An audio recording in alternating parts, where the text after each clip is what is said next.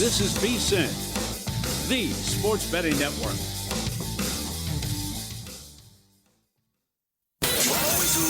Follow the money. That's what I always say. You always follow the money. Yeah. This is Follow the Money with Mitch Moss and Pauly Howard on VSiN. This hour sponsored by Better. Better picks a daily fantasy sports app where your sports knowledge turns into real cash fast. Download Better. Visit better.app now. Sign up today. Get free money and no deposit necessary. Better.app, B-E-T-R. Hi, Pauly. Welcome back. We're live in downtown Las Vegas. Circa Resort and Casino is the spot. Thanks for watching today on YouTube TV, listening on Sirius XM channel 158, iHeartRadio, TuneIn Radio, or any of our great affiliates across the country. I'm going in fresh here. You're telling me that we have some breaking news in college football? Wisconsin is bringing Luke Fickell back. Oh, terrific. Huh. That's confirmed? Uh-huh. You're kidding me. That's what the AD said. The AD is Chris McIntosh. Yep. The move comes with significant increase in financial investment. Nothing says, hey, give to the program more and believe in this guy after the last 2 years have been a bleep show. Yeah, and exactly right. And for the first time in 35 years, nobody's showing up to Camp Randall. Place is sold out every year for 3 decades. Every game. A good tweet. Wisconsin telling their fans this coaching cycle's too crowded for us. Maybe next year. Oh, my gosh. Here's their schedule next year. Do you know who they begin with? They're playing at Lambeau to begin the season. Is it Bama? It's Notre Dame. Oh, mercy. I'm sure that'll go well for Wisconsin. They play Pitt in week 3. Pitt's pretty good this year. They're at Iowa, at Maryland, at Penn State, back to back. Well, that's dates are not determined. Okay. They also play at UCLA. They get USC at home. There is no Michigan, and it doesn't appear as if Ohio State or Indiana is on the schedule as well. So this is going to be, maybe they're looking at it and saying, yeah, we have Notre Dame, but after that, we don't have the gauntlet like we've had the last 2 years. They've had one of the most difficult schedules now 2 years running in college football. The offense has been putrid. What happened to the great rushing attack? They were spit out all these great running backs year after year after year they would have. With Gordon, Dane. Oh, the list, if you want to go all the way back, Brett Moss, all the way to Terrell Fletcher right away, right? I mean, and by the way, 300-plus pound linemen that would turn into some of the best players in the entire NFL year after year after year. There was there was an identity to that program for that long, right? And perennially a 9-win, borderline 10-win team that would fight to go to the Rose Bowl or big bowl games, and they would travel as well as any team in the country. And now I got to be honest, I went to a broadcasting school in Madison. It's a phenomenal college town. Love it there. I can't watch their games. The highlight of my youth, or around that age anyway, in that window, was going to games at Camp Randall and watching them live. There was nothing better than game day and tailgating and going to a game there. I find stuff to do when they're on TV. Mm-hmm. I turn the channel. I go outside and play with Sebastian. Yep. Unwatchable crap. I can't believe this. Our buddy Pat Forty, friend of the show, who's a great job college sports, said, we'll see next year if it's a resource problem that can be fixed by a money influx or a coaching problem. Love Pat, but I think it's poor coaching. And it was also propped up by his assistants at Cincinnati, as Brad Powers said as well. Right. Great response, too, on apps and celebrities. People saying, I'm going in the other direction. You know, I'm there for bonuses and great props and what they offer, et cetera. Not that, you know, Kevin Hart telling me or Stephen A. Smith saying, here's my same game parlay. Yeah, a lot of people place a bet. Basically, it's been unanimous. People saying that I ignore that. I will not sign up if that's what they're telling me to do. Yeah. Mm-hmm. All right, there is a college basketball game tipping off in about 90 minutes. I can't wait. It's going to be on ESPN Plus. Are you excited? I am excited. Now, a viewer sent this in on email, and at one site, the screen is showing this as well, that it opened 160. But there's a 160 on the screen at one site, and a viewer sent an email, far away places, there was a 160. Okay, do with that what you want. In any event, it's 186.5 now at FanDuel. The first time this team played, it was a 12-point move on the total. Yeah, and it went flying over. By like 40 points. It was 118 to 102. They played Ohio State on Monday night. It's IU Indy, formerly known as IUPUI. And the Jags, they get Long Island today. This is LIU Brooklyn. Oh, the Sharks. Yeah. And also there is this IU Indy opened up a 1-point favorite. It was sitting there on the board today at the Westgate. And I can tell you that I was looking at multiple odd screens last night, and every app that I have, it never showed. They were being slow to put this game up. That's fine. Then today I was up bright and early because I wanted to also get involved in it. And again, I'm looking at every imaginable out. It was not posted. And a tip of the cap to everybody over at the Westgate. They were the first book to post it anywhere. And I know this because I was refreshing everything at about 6:30 in the morning. Finally, at about 6:55, they Really? Yep. Okay. Yep. I was sitting there, iPad, iPhone, and also on the screens. And finally, they posted 179.5. I'm pretty confident that I'm the first person in the world to bet it over 179.5 today. You'd have called me. Would have brought bagels over. I didn't see till 8 in the morning. Caesars at 181. 180.5 in that range. Yeah. Do you want to know what the first half total is? Is it 89? It is 89. Yeah. So we're up to 186 at 186.5 rather at FanDuel, and there's a good backstory here. Oh, what's going on? Oh, it's terrific. We'll run this down a little bit, but so the new guy at IU Indy, his name is Howlett, Coach Howlett, and before I tell you about like his whole philosophy, I thought this was a great explanation. It was on VSiN Primetime earlier this week. Humans and Murray had on Jim Root from the Three-Man Weave, and he gave an excellent description of what to expect from this coach and this program this year. Tim, can they all be as easy as the over in that game? I got it closer to the opener, and just seeing it, have over 100 points in the first half was as happy as you could make me. But yeah, the new coach coming up from Division II, Ben Howlett, was at West Liberty. They averaged over 100 points a game last year. They're going to press. They're going to go for steals. They're going to give up a lot of layups, and they don't care. That is part of their system, and they are not going to call off the dogs. They're not going to pull it back if they think they're at an athletic disadvantage. They're going to play the way they play, and that's going to lead to a lot of possessions, a lot of points, as we saw last night. And I think it's going to cause some trouble for some teams that don't have the size advantage that Ohio State did last night. So I think West Liberty, and now IU Indy, I guess, IU Indy is going to be a fun team to watch and hopefully to bet on. It's going to be a conundrum for odds makers because I think every one of their totals is going to get hammered up until they're way, way up there. Yeah, that was Jim Root, Three-Man Weave. Awesome. That was so good. It sounds like Loyola Marymount and Paul Westhead. Yep. The team that I loved. Now, they were bombs away with threes as well. But there's a great story there how they were like they were Navy SEALs, what they would do in the offseason with the conditioning and running sprints in the sand and everything it's Rocky, what they were doing, because they know by the 20-minute mark when the game, we're going to wear you out with this crazy tempo, bombs away, and they went to the Elite Eight even when Hank Gathers passed away. Mm-hmm. Incredible team. Okay, so from now on for the rest of the year, we're going to refer to this team as the system because that's what he calls his offense. And it was started in Nova Easterns by their head coach and his mentor, Jim Crutchfield. The system has the players full court pressing each possession, whether the opposing team makes or misses a basket. It's not only an emphasis on defense, but also on scoring. And Howlett's team last year at West Liberty would have led Division I in shot attempts and took about 800 more shots than the team did last year. 800 more shots than the team that he's taken over this year in IU Indy and would have led Division I in shot attempts. So he also described it as playing very up-tempo. And he said, quote, I think it's a very aggressive style play and it's a fan-friendly style play because we score a lot of points and there's a lot of action within our games. This is going to be on the first half hour when we're on the air today. First hour, because we're hanging around with primetime for an additional 30 minutes. It's on ESPN+. I can't wait to see what it looks like.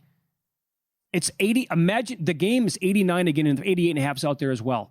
The first game had more than 100 in the first half. Are we going to be looking at a game with 65-53 at halftime? Yeah, hopefully. Absolutely. That's what I hope too. I'm rooting like hell they make the tournament as well. Good looking mascot too with the Jaguars. Yeah, I like that. That's excellent. So it's there's something here. The system. This is awesome. Very good. Stuff like this. What's going on with Bucket Jones?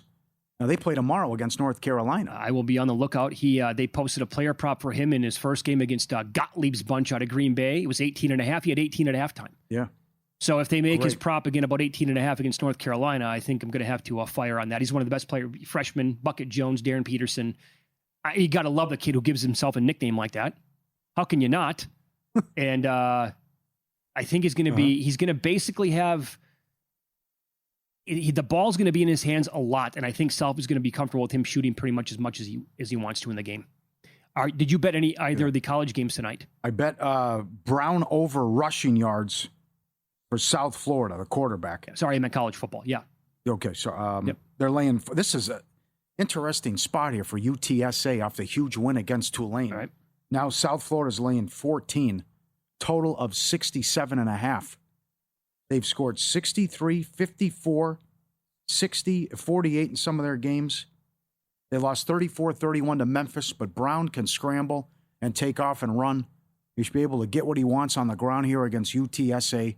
That's a lot of points, but I expect South Florida to do a lot of damage in this one. And I don't have much on App State and Georgia Southern. App State 4.5 and 61.5 at home in that game. I also think you could go over there with that game coming up with the two college football games. But a lot of points in the South Florida games, and also Brown rushing yards over. And maybe you can ladder that too, take off. He's like 360 to score a touchdown. Oh, boy. Madness. Did you do anything with the Memphis game tomorrow night? No, I got to talk to Humans and Murray. I can't believe the point spread. Memphis is 3.5 at home to Tulane. Right. It's a huge game. And Tulane's off back to back. Not impressive at all. Sure. Underwhelming performances. Couldn't put away Army, East Carolina, and blasted on the road as a touchdown favorite at UTSA. Doesn't that number seem a little fishy? Absolutely fishy. Now, quarterback's banged up, but he's going to play for Memphis. Everything I'm reading, the transfer from Nevada. But this is right here. Memphis wins out. They're going to the playoff. I would agree. Yep. Up next, Thursday Night Football, Broncos and Raiders. There is a strong angle at 61% going back almost a decade. Find out what that is coming up on Follow the Money, VSiN, the Sports Betting Network.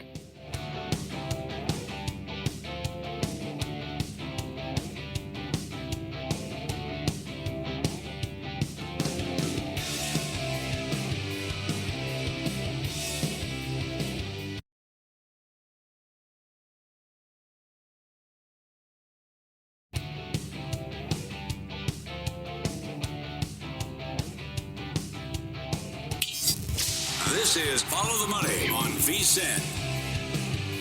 Coming up in 15 minutes, the guru, John Hansen's going to join the program, fresh off a 5-0 prop betting night on Monday Night Football. We'll ask him what he likes tonight, and also the Sunday game early between the Colts and the Falcons. Let me give you some numbers from Steve Makinen at vsin.com, Pauly, regarding tonight's game. Again, looking at teams playing on Thursday Night Football at home in the first half of the season compared to the second half of the season. In the first half, or weeks 1 through 8, home teams 30-24 straight up, but only 19-33-2 ATS last 54. That's only 36.5%. Then you look a little bit deeper, and you go from week 9 on. Home teams, Thursday Night Football, it corrects itself. 44-28 straight up, 42-27-3 ATS, 61%. So his idea is the travel is starting to catch up with his teams later on in the season. And certainly this is as we all know, it's been said over and over and over again, but it really is a brutal spot for the Raiders. Coming off the Sunday loss afternoon at home in overtime and now traveling to take on one of the best defenses, if not the best in the entire league. Also, home favorites of 7 points or more are 32-3 straight up, 21-12-2 ATS on Thursday since the start of the 2014 season. Are you serious? Wow. So you have that. You got that trend from Evan Abrams that when you're in this spot like the Raiders are, it's 4-23 ATS and 6-21 straight up. My God. That's what they're up against. And then they just traded a wide receiver. And my sources are saying it's not good in the building right now. And that if this doesn't go well offensively, they could show Chip Kelly the door. And there's some hard feelings and some stuff going around there, and certainly the Chiefs game and what has happened. And what would you make of that, by the way, if they run him out? Well, someone's got to take the blame for what's happened here. I mean, they just brought Carroll in too, so I think the Geno Smith decision was a bad decision. It hasn't helped that Bowers has been hurt. But why? I know the offensive line is terrible. But why can't you get their top 10 pick going at running back, and why doesn't he get more touches? I think that they're going to point the finger at him, and maybe he's a prickly pear. Well, I mean, I'm going to go back to Philly, too. I mean, you just, problems getting along with people. Why does he jump around everywhere? No, he jumps around a lot. He was the man at Oregon. He was left. unbelievable at Oregon. Right. Now he keeps jumping around. And they were a top 5. He built that into, well, I mean, his predecessor did as well, but that was a top 5 program when he left. They were playing in the national title game at Bales. He was set up for life at that spot, right? So they gave him too much power in Philadelphia. That's for sure. He won a division. He'd worked wonders with Nick Foles. And then he ticked off a lot of guys in the organization, too, in the front office. And I think one of the reasons he was let go is he didn't go to the Christmas party, as I understand the report from Lurie. That was one of the reasons as well. Like the last straw, he didn't show up to the Christmas party. Really? Yeah. Well, some people, we know this, Pauly. I know, some it's a people big deal. take it quite seriously. Yeah. And you will get dinged and knocked moving forward if you don't show up for something like that. Uh-huh. We used to work somewhere where that was a thing. But I loved going to the Christmas parties when I was younger. They did a great job with them out here locally. I will say this. Now, he knows this, right? When Chip Kelly made this move and signed to become the OC here, he knew what he was getting into. And I'm saying that because the offensive line is the biggest problem. I mean, how many times have we watched Raider games so far this year, and the numbers bear this out? They're one of the worst running teams in the entire league. You're watching them, though, and Ashton Genty, the second that he has the ball given to him from Geno Smith, he's hit by 2 different guys. Like, what are you supposed to do with that? The offensive line is really, really bad. But again, he probably knew that when he signed up here to become the OC of this team. And I mean, that 5-1 on Genty to have 90 yards is a little tempting, although the matchup says he's not going to do much at all. Yeah. That's and it's if you take away Bowers, if you can contain Bowers, what happens here? I'll be anxious to see what they're able to do through the air, because I'm with you. They won't get much going on the ground. And is it Tucker? Is it the Beck kid you talked about earlier from TCU? Geno, $1.70 to throw an interception, but also just nothing is happening on third down. This Denver defense is so good. Houston was 3 of 17 on third down last week. 5 games they've held the opponent under 20% conversion on third down. Number 1 in sacks. Number 1 in sack differential. Number 1 in history, what they're doing right now. Best in history with the sack differential. Plus 31 this late in the season. And I think you're okay here. I don't think you're okay in Survivor. And Bo Nix has been great in this spot as a favorite. 13-1 straight up in his career. And he's 24-3 covering a 6-point tease as well. So it's just all this stuff pointing against the Raiders. I also think it's important that, if they're going to fight and be in this game, they have to show something early. Because if they fall behind and then you have to abandon the run and then you can unleash hell and just bring the heat and they're forced to throw. Number 1, he's going to turn the ball over. Number 2, they're going to probably beat the hell out of him and sack Smith a ton of times. And then School's going to be out and this could be a blowout. Well, what's the recipe for the game to play out the exact opposite way? For the Raiders to be in it late, maybe even have the lead and a chance to win it in the fourth quarter. Bo Nix turnovers. For sure, which can happen. Yes, it can. You can get bad Bo Nix tonight. Oh, yeah. For a majority of the game, right? Yeah. Geno must play turnover-free football. Uh-huh. And is he capable of doing that against this defense? Can they hit anything down the field? I don't know if that's going to happen either.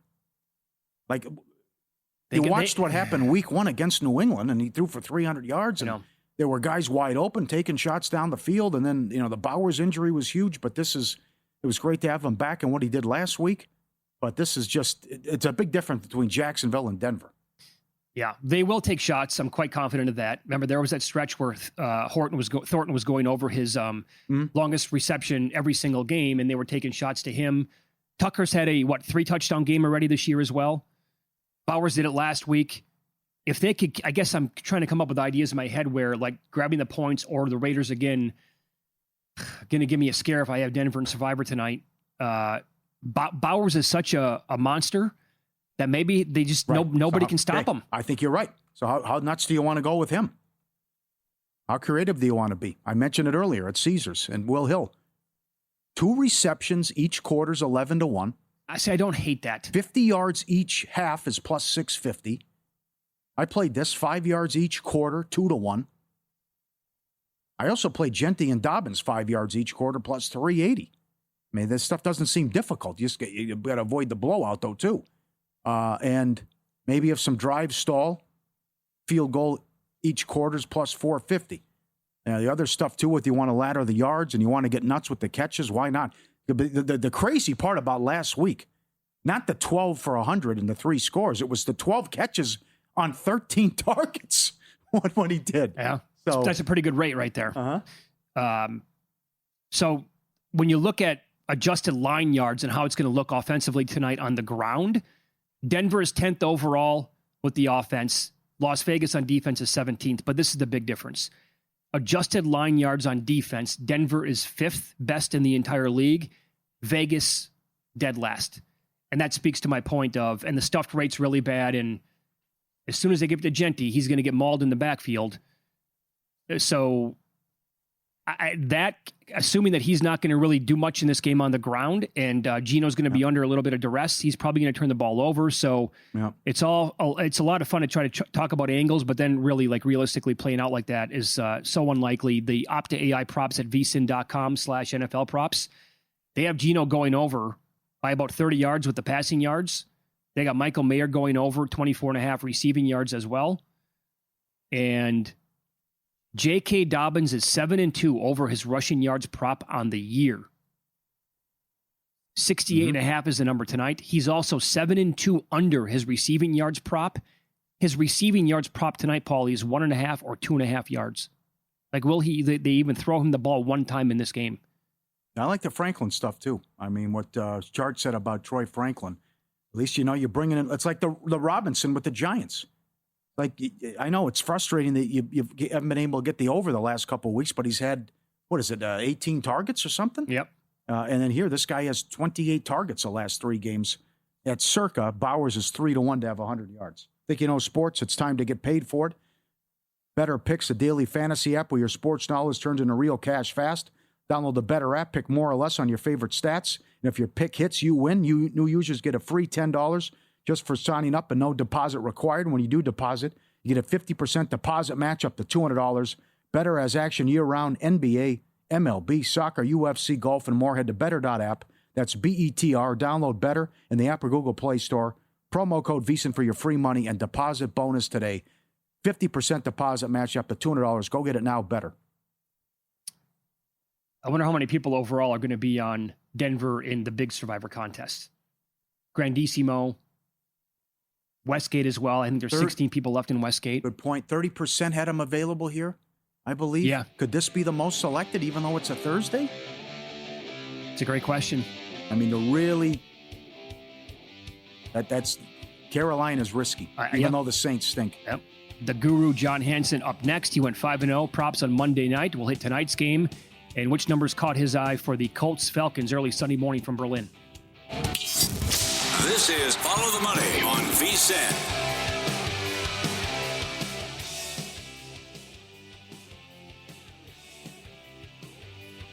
Welcome back. Follow the Money, Pauly and Mitch. Follow the Money, the Sports Betting Network. VSiN, our guest, the guru now, checking in, coming off his great week. 5-0 with his props on Monday night. He's there to talk about Thursday night and also the Berlin game as well, and feeling good about his Dodgers as they go with the repeat. How you doing, my friend? Good to see you. I'm doing well. We probably just jinxed it, but I actually do feel pretty good about my picks tonight. Whenever I brag, it's always a kiss of death, but what are we going to do over here? It's hard to win. I do have some selections that, look, I host a show called Prop Points. I always joke around. I can't come on a national one-game deal and say, hey, welcome to the show. Sorry, I don't have anything, Mm-hmm. But I do like, the ones I have, and I dug up a couple for the game across the pond. Very good. Let's begin with Brock Bowers. I'm super intrigued by his game tonight because the Broncos are so good defensively. But this guy, I mean, my goodness, I'm watching him play on Sunday, Guru, against Jacksonville, and I'm getting flashes of like the best tight ends we've watched in recent years. And I'm like, this guy might be as good, if not better than any of them. So what do you think we're going to get out of him tonight? Absolutely. We were just talking off the air. They were really smart. They didn't rush him back before the bye. So there's 2 backs, in my opinion, if a player is returning. There's back. Okay, I'm back. I'm not really myself. But then there's back, where I'm back and I'm really back. And that was Brock Bowers. They are 9-point underdogs. He's had 2 healthy games, to your point, this year. 12 for 127 and 3 touchdowns, and 5 for 103 with long receptions of 27 and 39. They did shut down Jake Ferguson a couple of weeks ago, but that was with Surtain on the field. And Bowers, A, is a different animal. And B, last week without him, I did lose that Schultz prop because they didn't play man, and Schultz is terrible against man. So if they play zone, then it'll just be pitch and catch, I do believe. But if they revert to their identity and play more man, Bowers crushes that coverage at 2.38 yards per route run. So practice fully, I'm seeing 11, 12 targets, 7, 8 grabs, giving him an excellent chance to hit this over. What else do you have on the Denver side? I like Franklin. You know, he has burned me in the past, but hey, no Marvin Mims is absolutely huge. They run cover 3 at a pretty high clip, second highest rate. He's very good against that, 2.26. They play a ton of zone in general, which Bo Nix is not really good at and up against. He is 108% less efficient against zone compared to man in terms of fantasy points per drop back. However, they do run a lot of 2 high safeties, and they're looking to take away the deep play to Cortland Sutton. So I think Peyton's going to be scheming up a lot of these underneath crossing routes and things like that. Franklin was all over the place last week, 10 targets. He had multiple chances to score. So, yeah, I think 40.5 is absolutely doable. I think the one that I've really been thinking about the most, that I like the most, is this Ashton Genty, over 17.5 receiving yards. Tough spot against a tough run defense. He looked great, though, last week in the passing attack. Coming out of the bye, putting up 5 grabs for 47 and a touchdown, 90% snap share. He had a 58% route share, which bodes very, very well. They do give up production of running backs. Cam Scatterbu had a good game with a receiving touchdown. Saquon Barkley, I think I came on your show on a Sunday, and he got that. He also sees a 56% increase to his targets per route run against zone, which, again, last week Denver used 70% of the time. So I think he'll be an active check down Charlie here and get 3 or 4 targets with the Raiders playing from behind. Check down Charlie. Okay, that's great for somebody like him then. On the other side, Denver on offense, they are 10th in adjusted line yards. Las Vegas and their defense is 17th overall. And you have J.K. Dobbins, now Guru, who is 7-2 over his rushing yards prop for the year. You expect him to go to 8-2 with that? I do. Not a lock. Nothing's a lock, I guess. Yep. But yeah, to your point, 61 rushing yards in 8 of his first 9 games. He's hit 69 in 6 of his first 9, or 66% of the time. This year, looked very good last week. Most importantly, he led R.J. Harvey in carry share by a very wide margin, 65% to 9. So the veteran is still the guy, like in the early down guy. The Raiders do give up, like you said, the 4th fewest adjusted yards before contact or all that. They're pretty good. Dobbins got him, by the way, for $135 and a touchdown on only 10 carries in one game last year, 18 for 63. They're also very much so more generous against zone concepts this season, giving up the 11th highest success rate, 12th highest yards per carry average against those runs. And among 44 running backs with at least 50 carries, Dobbins is 6.2 yards per carry per fantasy points data, the best in the league. 3rd in the league is Travis Etienne, who just last week ran to the Raiders, 22 carries for 84 yards rushing. So, yeah, 9-point favorites. I think he's going to get this. Paul the Money, Pauly and Mitch Veason, the Sports Betting Network. John Hansen, our guest, the Guru, 5-0 on Monday night with his player props. You're on every Sunday on the Tailgate Show. This game will already be underway, so we have to get a couple plays from Berlin. Let's start with Pierce, who has gone over every single game. Does it happen again against Atlanta? I would have to say yes. I did come on that show last week and said, I'm all in on this thing. It was bet way up. I said, probably will still take it. He's hit 48 yards in 6 straight games. It is an unbelievable schematic matchup. They use the highest rate of single high in the league at 73% to the Falcons. And out of 150 wide receivers with at least 100 routes, Pierce is 3rd in the league behind Puka Nacua and Ricky Pearsall with 3.69 yards per route run on 98 routes against single high. His .30 targets per route run, 13th out of 150 receivers. Again, running 100 more routes. They run the highest rate of cover 3. He averages 4.13 yards per route run, which is obscene. We can keep going. Daniel Jones averages 10.5 YPA against cover 3. By the way, last year, Alec Pierce had a 10% touchdown rate. So if you threw him a ball 10% of the time he scored. This year, 0. So my man is due. Yeah, no kidding. And with this unbelievable matchup, maybe this is going to be the week. In the same game, Kyle Pitts, been knocked since he came into the league, despite being one of the best tight end prospects we've seen. Only one touchdown this year, but overall having quietly an okay season, including a game 2 weeks ago when they got buried against Miami. He had 9 targets, 9 catches overall. Do you think he pops on Sunday? I think he's going to have to, because I think we're going to get some sauce on London over here. And we got a nice total here of 48.5. Darnell Mooney has done absolutely nothing. And the Colts are giving up the 3rd most receiving yards and the 4th most receptions per game to tight ends. They play man at a top 11 clip, and they'll likely play more with Sauce Gardner. Out of 40 tight ends to run at least 100 routes, Pitts is 1.87 yards per route run against man, and his 0.26 targets per route run, both 6th best out of 40 tight ends. So, yeah, over 42.5, because they're going to have to throw it a lot. Their running game is broken right now, by the way.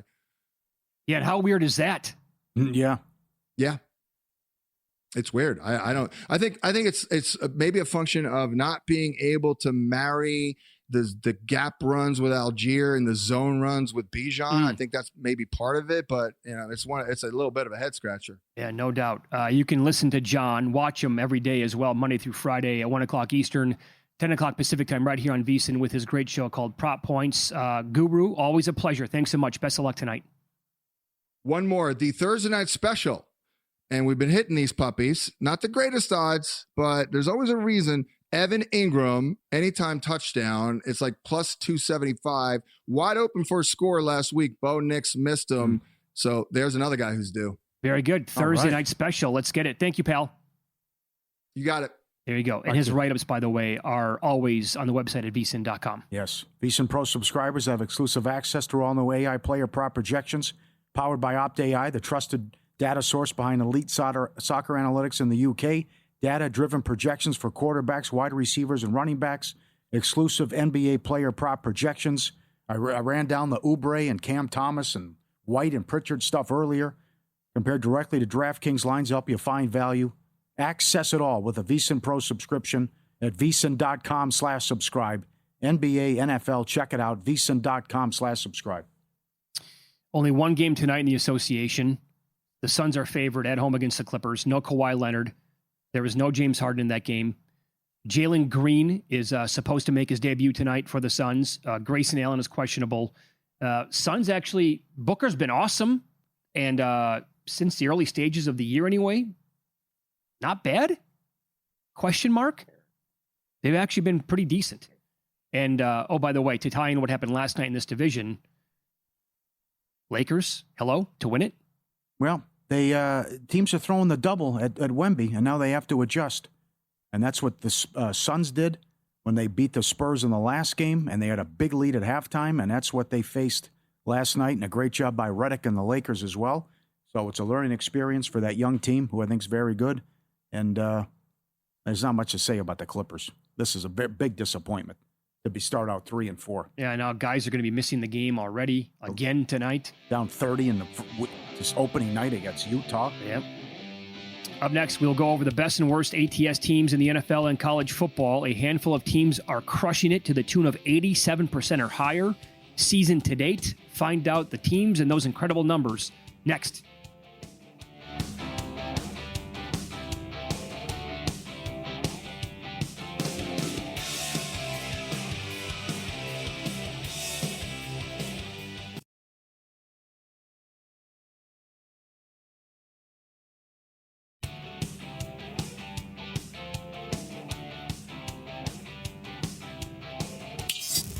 This is Follow the Money on VSiN. Coming up top of the hour, the Meat Man Steve Wiss on the program. Best bets this weekend in soccer here. The weekly look at the best and the worst teams against the spread in the NFL and college football, and with totals as well. Paul Charchian joined us an hour and 15 minutes ago. If you missed it, you can always go back and listen to the Follow the Money podcast. He was awesome with advice for this week, fantasy and player props. He also said that Seattle's winning the Super Bowl. And if he had to make one bet right now, it would be on that. And he would also be betting on Darnold to win the MVP. They are the best team in the league against the spread, Pauly. They're 6-2, covering on average by 8.6 points per game. In their same division, the Rams are also 6-2. The Colts, Patriots, Panthers are all 6-3. And then you got a bunch of teams at 5-3 in that neighborhood. Buccaneers, Eagles, Bears as the best teams.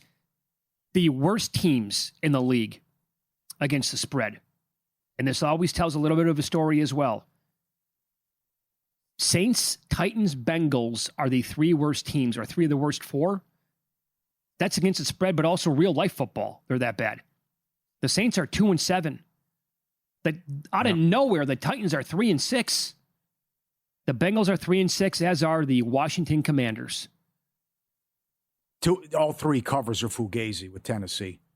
Based on the closing number, week 1, 4 turnovers. They got a punt return and a pick 6 against the Chargers, and then the DeMarcado game. I mean, that thing's over. Yeah, 28-6 with 10 minutes left. I will say though, if they actually had decent play calling at the goal line, they're up on the Chargers late in that game. That's true. Goal line stand was big. Yeah, the best teams to the over in the National Football League, the Minnesota Vikings, the only team at 7-1. Would not have guessed that before the year, but that's their record, 87.5%. Bengals are 7-2, going over on average by 10.9 points per game. The Ravens are 6-1? 6 and okay, conflicting numbers here, but 6 and they're one of the better teams, sitting at about 75%. Miami 6-2-1. The Bears are either 6-2 or 5-2-1, depending on where you graded it. The Cowboys are 6-3 to the over. The Titans are 6-3 to the over. And by the way, Dallas going over by 10.8 points per game. Best teams to the under in the National Football League. Atlanta and Houston are 5-2-1 to the under, or 6-2. Again, depends on where you grade it. They're both staying under by about a touchdown per game. The Chiefs, the Broncos, the Saints are all 6-3 to the under. The best teams in college football against the spread. Not only are they the defending champs and the number 1 team in the country overall, but Ohio State is 7. Well, VSiN.com has 7-1. Other spots have it 7-0-1. And they're covering on average by 8 points per game. Mississippi State and Memphis are 8-1. There we go. I have Texas Tech at 8-1 against the spread as well. Mm-hmm. San Diego State is 7-1, Pauly. They are covering by 15 points per game.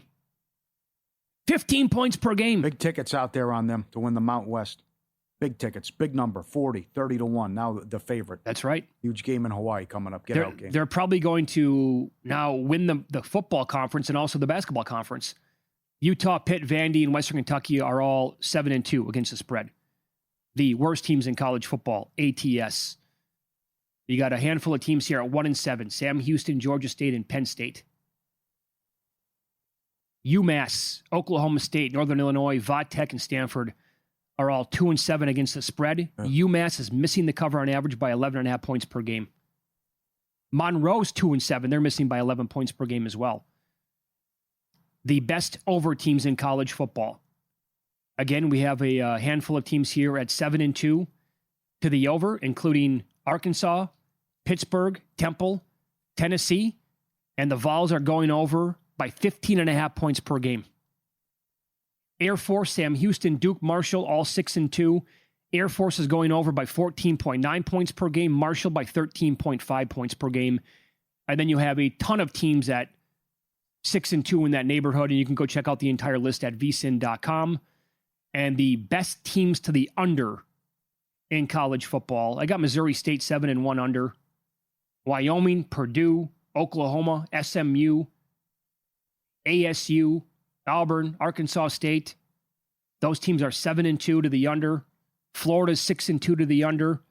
And North Carolina, again, depending on where and how you grade it, 6-1-1 to the under on the year for the Tar Heels. All right, NFL, first quarter. Arizona, 7-1 ATS. Giants, 7-2. The Saints are 1-8 ATS in the first quarter, outscored 75-16. Chiefs, 8-1 to the under. First half. Jets, 1-7. Raiders, 0-4 on the road. Dallas, 8-1 to the over. Green Bay and Las Vegas, 6-1-1 to the under. Chicago and New Orleans, 7-2 to the over. Good numbers from Joe Osborne. Hockey.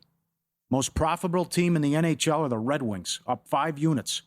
You're up almost 5 units on the Penguins. Anaheim, 442. The Devils, 374. Montreal, 360. Worst team ROI, the Blues. Edmonton down 5 units. Nashville, down 460. And Minnesota down 450. Maple Leafs have played 9 overs in a row. Ottawa and Montreal have played 5 overs. Vancouver, 6 of 7. Calgary, 5 of 6. Goal in the first 10. Colorado, 8 in a row. Ottawa, New Jersey, and St. Louis, 6 in a row.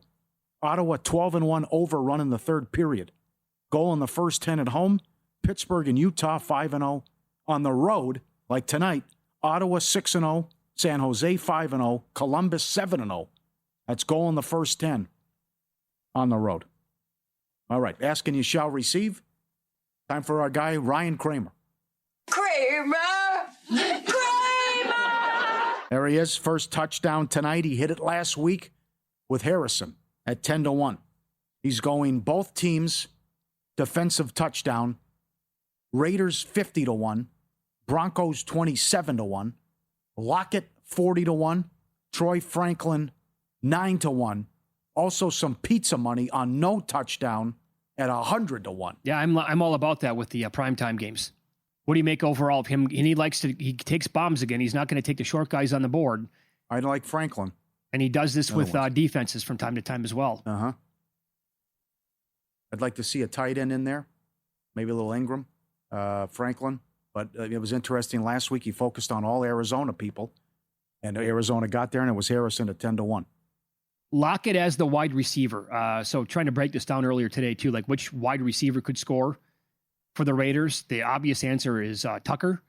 But how about a little Thornton action maybe, or Beck? I couldn't decide between Beck. Lockett, and Thornton.